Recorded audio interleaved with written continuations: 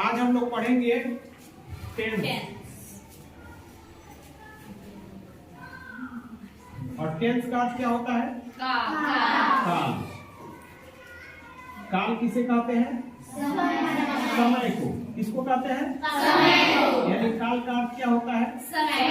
समय। तो अगर पूछा जाए कि हम समय को कितने भागों में बांटते हैं, तो समय को हम मुख्य रूप से 3 भागों में बांटते हैं। कितने भागों में? 3। पहला जो इस समय अभी चल रहा है उसको हम लोग कहते हैं वर्तमान काल। क्या कहते हैं? वर्तमान काल। अंग्रेजी में इसको कहते हैं प्रेजेंट टेंस। क्या कहते हैं? प्रेजेंट टेंस यानी वर्तमान काल। ठीक है। दूसरा होता है पास्ट टेंस। पास्ट टेंस यानी भूतकाल। और तीसरा होता है फ्यूचर टेंस यानी भविष्यत काल। तो हम लोग पहले इसके भेद को देखेंगे कि टेंस माने जो काल होता है, जो समय होता है, जो समय को हम 3 भागों में बांटते हैं, तो वे कौन कौन से समय के वे कौन कौन से भाग हैं। तो पहला हम लिखते हैं प्रेजेंट टेंस। प्रेजेंट टेंस यानी इसको हम कहते हैं वर्तमान काल। दूसरा इसको हम कहते हैं पास्ट टेंस। हिंदी में इसको बोलते हैं भूतकाल। और तीसरा जो होता है वह होता है future tense. Future tense. Future tense इसको हम हिंदी में कहते हैं भविष्य काल। तो यदि आप लोगों से पूछा जाए कि वर्तमान काल यानी प्रेजेंट टेंस से आप क्या समझते हैं, तो वैसे कार्य जो वर्तमान में होते हुए मालूम पड़ते हैं उन सबों को हम प्रेजेंट टेंस के अंतर्गत समझते हैं। समझा है ना? जिस वाक्य से हमें पता चलेगा कि यह काम अभी हो रहा है या अभी अभी समाप्त हुआ है, अगर इस तरह जिसने माने वैसे वाक्य जिसे वर्तमान में होने का बोध हो, उसे हम प्रेजेंट टेंस का वाक्य समझते हैं। पास्ट टेंस यानी भूतकाल के बारे में, तो वैसे कार्य जो समाप्त हो चुके हैं, जो पहले ही समाप्त हो चुके हैं, वैसे कार्यों को हम भूतकाल के अंतर्गत रखते हैं और उसमें जो वाक्य आते हैं उसका अनुवाद हम भूतकाल में करते हैं। तीसरा है फ्यूचर टेंस यानी भविष्यत काल। तो भविष्यत काल के बारे में हम क्या जानते हैं कि वह कार्य जो भविष्य में होने वाला है, अभी हुआ नहीं है, तो वैसे कार्यों को अगर हमें बताना हो तो हम भविष्यत काल यानी फ्यूचर टेंस का प्रयोग करते हैं। समझा गया? यानी इसमें वैसे वाक्य होते हैं जो अभी संपन्न नहीं हुए होते हैं, भविष्य में होने वाले होते हैं। इतना समझ में आ गया? फिर हम लोग जानेंगे कि जो प्रेजेंट टेंस होता है इसके भी 4 भेद होते हैं। प्रेजेंट टेंस के कितने भेद हो जाते हैं? 4। पहला हो जाता है present indefinite. Present indefinite tense Hindi में इसको हम कहते हैं सामान्य वर्तमान काल। ठीक है ना? इसको हम कहते हैं सामान्य वर्तमान। सामान्य वर्तमान। समझ में आ गया? इसी प्रेजेंट इंडेफिनिट टेंस को हम अंग्रेजी में एक और नाम से जानते हैं, सिंपल प्रेजेंट टेंस। समझ रहा है ना? सिंपल प्रेजेंट टेंस यानी इसमें जो भी वाक्य होंगे वे बिल्कुल छोटे छोटे होंगे, आसान होंगे, सामान्य होंगे, लेकिन उन वाक्यों से हमें यह पता नहीं चलेगा कि जो भी कार्य हो रहा है वह अभी वाक्य कहने के समय हो रहा है कि नहीं हो रहा है, कब शुरू हो रहा है, कब समाप्त हो रहा है। इस टेंस के वाक्यों में यह पता नहीं चलता है, यह कंफर्म नहीं होता है। समझ में आया? जैसे में इसमें जो वाक्य आएंगे, जैसे हो जाता है कि राम खाता है। अगर हम कहते हैं कि राम खाता है, इससे यह पता चलता है कि राम का स्वभाव है खाना, लेकिन अभी वह खाता है कि नहीं खाता है यह बिल्कुल क्लियर नहीं होता है। अर्थात आप ही समझ रहे हैं कि जो प्रेजेंट इंडेफिनिट टेंस के जो वाक्य होंगे, इसका प्रयोग हम किसी व्यक्ति के स्वभाव को दिखाने में, या कोई निश्चित समय को दिखाने में, या भविष्य में किसी निश्चित कार्य को दिखाने में हम इसका प्रयोग करते हैं, इस टेंस का प्रयोग करते हैं। समझ में आया? अब सबसे पहले हम प्रेजेंट इंडेफिनिट टेंस का पहचान जानेंगे। इसका पहचान क्या है, कैसे हम किसी वाक्य को जानेंगे कि यह वाक्य प्रेजेंट इंडेफिनिट टेंस का ही है। तो पहचान इसका समझ लीजिए। पहचान कैसे हम जानेंगे कि यह वाक्य प्रेजेंट इंडेफिनिट टेंस का ही है? तो पहचान होता है कि जिस हिंदी वाक्य के क्रिया के अंत में ता है, ती है, ते है इत्यादि रहता है, ऐसे वाक्यों का अनुवाद हम प्रेजेंट इंडेफिनिट टेंस में करते हैं। जैसे में पहचान में एक बार हम लिख भी दे रहे हैं, यानी इसकी पहचान है कि जिस हिंदी वाक्य के क्रिया के अंत में ता है, ती है, ते है इत्यादि होता है, उसे हम प्रेजेंट इंडेफिनिट टेंस का वाक्य समझते हैं। जैसे में कुछ वाक्य हम आपको बता दिए, जैसे तो आप देख रहे हैं ना कि हर एक वाक्य के अंत में देखिए, यहाँ पर है ता है, यहाँ पर है ती है, यहाँ पर क्या है ते है। तो समझ में आ गया ना? इसी से हम पहचान लेते हैं कि यह जो वाक्य है वह प्रेजेंट इंडेफिनिट टेंस का वाक्य है।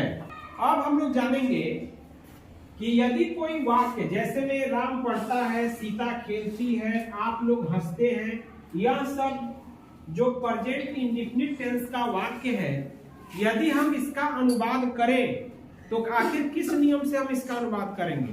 यानी अंग्रेजी में अनुवाद के नियम, ऐसे वाक्यों का अंग्रेजी में अनुवाद का क्या नियम है, तो इसको हम देखेंगे। उसका नियम है कि कर्ता के बाद यानी सब्जेक्ट के बाद, ठीक है ना, SUB, इतना से हम सब्जेक्ट समझ जाते हैं। सब्जेक्ट के बाद हम क्या लिखते हैं? वर्ब का फर्स्ट फॉर्म यानी V1, और फिर हम इसमें यस या ES जोड़ देते हैं, ठीक है। इसके बाद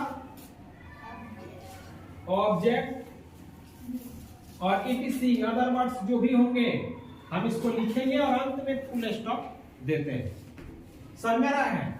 तो इसमें कुछ शब्द आए हैं, ध्यान देंगे इसको। जैसे सब्जेक्ट, सब्जेक्ट माने कर्ता, सब्जेक्ट माने कर्ता। तो कर्ता हम किसे कहेंगे? तो जो किसी कार्य को संपादित करता है, माने जो किसी कार्य को करता है उसे ही हम कर्ता कहते हैं, ठीक है ना। जैसे में मान लीजिए कि यहाँ पर दिया गया है कि राम पढ़ता है, राम पढ़ता है, यहाँ पढ़ने का कार्य कौन करता है? क्योंकि यहाँ पढ़ने का काम राम कर रहा है, इसलिए राम करता है। कर्ता को हम अंग्रेजी में सब्जेक्ट बोलते हैं, और यहाँ पर SUB उसी के लिए लिखा है, सब्जेक्ट के लिए। सब्जेक्ट के बाद हम क्रिया का मूल रूप लिखते हैं, यानी मेन वर्ब का फर्स्ट फॉर्म लिखते हैं। मेन वर्ब, जैसे मेन वर्ब आप लोग क्या जानते हैं? गो, गो मीन्स जाना, कम, कम मीन्स आना। आ समझ में? उसी प्रकार से ये जो वर्ब है इसको हम मेन वर्ब कहते हैं, और मेन वर्ब लिखने के बाद हम इसमें यस जोड़ते हैं। तो यस हम किसमें जोड़ते हैं? तो इसका नियम यह है कि यदि हमारा subject third person singular number का हो तो हम उसके साथ क्रिया में यस जोड़ते हैं, बाकी सबके साथ यस नहीं जोड़ते हैं। उसके बाद ऑब्जेक्ट लिखेंगे। तो यहाँ क्रिया का अर्थ आप समझ ही रहे हैं। क्रिया का मतलब होता है जिस शब्द से किसी कार्य के करने या होने का बोध हो उसे हम क्रिया कहते हैं। तो जैसे अभी क्रिया में आप उदाहरण देखें, जैसे है पढ़ना, खेलना, हंसना, ये सब क्या है? क्रिया है। और समझ में? तो अब क्रिया लिखने के बाद उसमें यस यस जोड़ने के बाद उसके बाद ऑब्जेक्ट, ऑब्जेक्ट माने होता है कर्म, ठीक है ना। क्रिया के बाद हम कर्म लिखते हैं, जैसे हो गया कि राम रोटी खाता है, तो क्रिया जिस पर कार्य करती है तो क्या खाता है, रोटी। तो रोटी क्या हो गया, कर्म, रोटी क्या हो गया, कर्म। जैसे मैं पुस्तक पढ़ता हूं, तो मैं पढ़ता हूं, मैं हो गया सब्जेक्ट, पढ़ना हो गया वर्ब यानी क्रिया, और बुक क्या हुआ, जो किताब है वो किताब को हम क्या बोलते हैं, ऑब्जेक्ट यानी कर्म। समझ में आ गया। तो इस तरह से हम वाक्यों को बनाते हैं। यह रहा अफर्मेटिव सेंटेंस, ठीक है ना। तो अगर वाक्य अफर्मेटिव सेंटेंस में हो, माने स्वीकारात्मक वाक्य में हो, तो उसके लिए यह हमारा जो पैटर्न है इसी के आधार पर वाक्य बनेगा। जैसे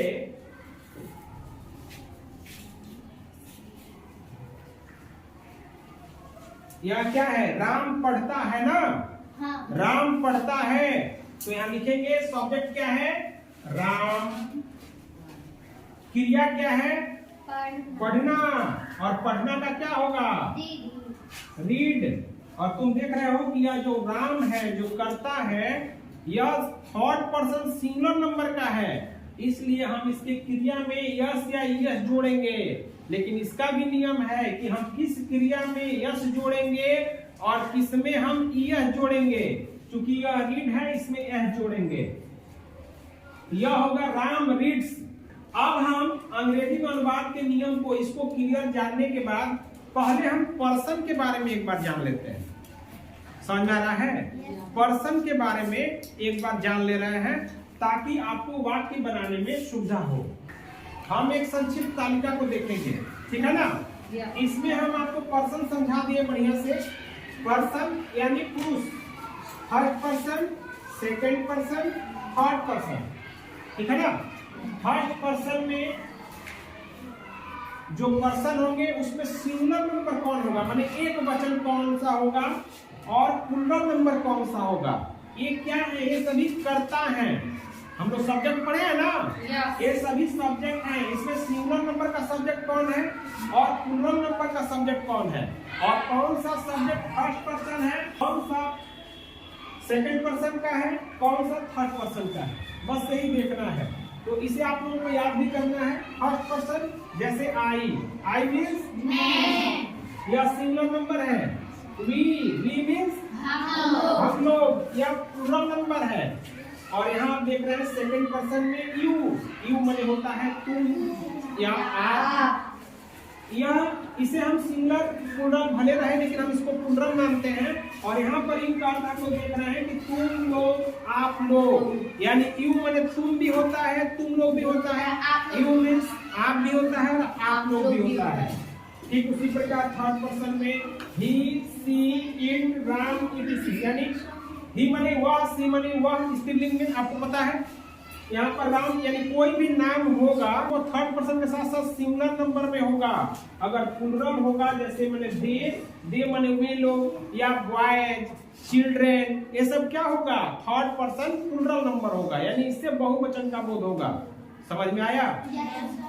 अब इसके बाद हम फिर जो अभी तक हम लोग अफर्मेटिव सेंटेंस बनाने का जो नियम देखे थे, इसके आगे कल देखेंगे, ठीक है।